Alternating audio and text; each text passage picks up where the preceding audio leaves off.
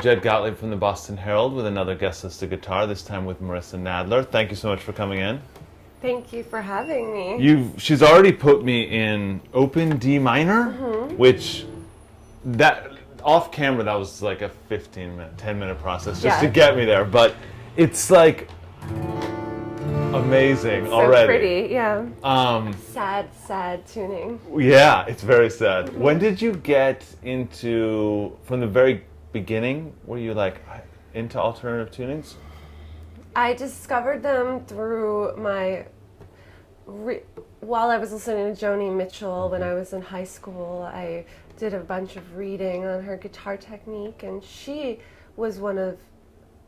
very known for her explorations into open tunings, and so that was my first inspiration for it. But then I later got very into John Fahey and that entire American primitive genre. And that's pretty much across the board. You'll find a lot of open tunings with droning bass notes and the melody and the higher strings, and using the guitar as a more resonant. Well, there's all sorts of things that opens up. Well, will you play a little something just to sort of show, what you love about it? Can be, whatever. Okay, so I'll just kind of noodle around a little, get a droning vibe going.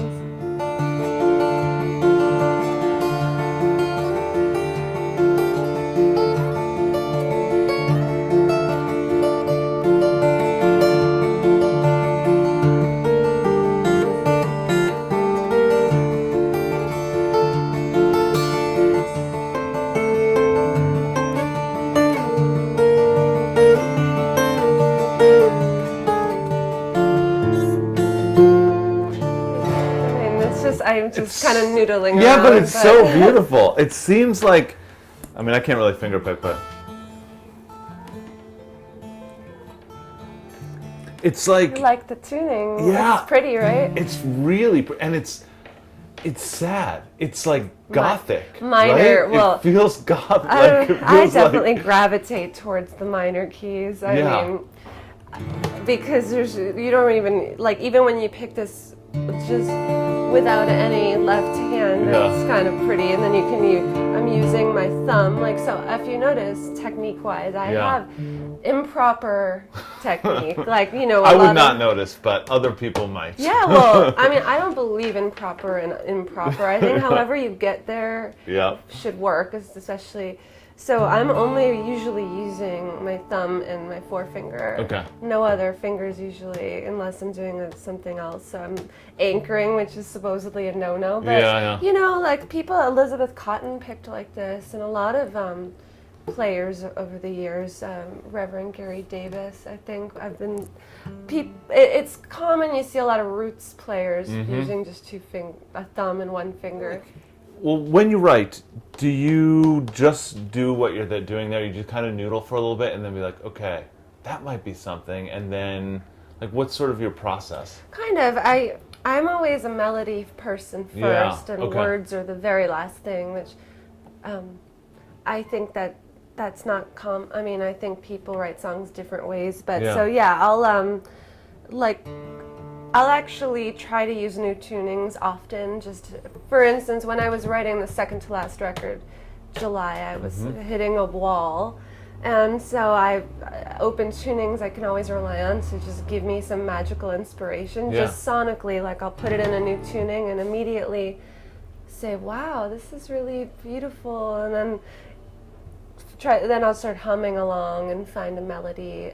So the guitar actually inspires the song in a way. So when I really have writer's block, I'll just put it in the strangest tuning I can find, and usually there's a song hiding there. Yeah. So you start with a melody, and that just sort of comes out of picking little things. Because when I attempt to write a song, I'm just like, okay, G, D, C, E minor, I'm never thinking this way. So I've done some before, being 100% full-time musician. I done some art education, so I know that some people approach learning and writing and creating from different perspectives. So I'm a completely organic, non-linear writer. Like I don't think like in numbers or even chords. I don't think A minor. I think, oh, that's pretty. Like it's much different. And I've come to realize like people do approach it from different ways. So you may be more of using the other side of your brain, the analytical side, and the like boring. No. It's not the. I wish I had more of that side actually, but I think that sometimes knowing a lot can kind of hold you back because you can be like, well, I can't go to the minor chord there because it's a key change or whatever, and you just.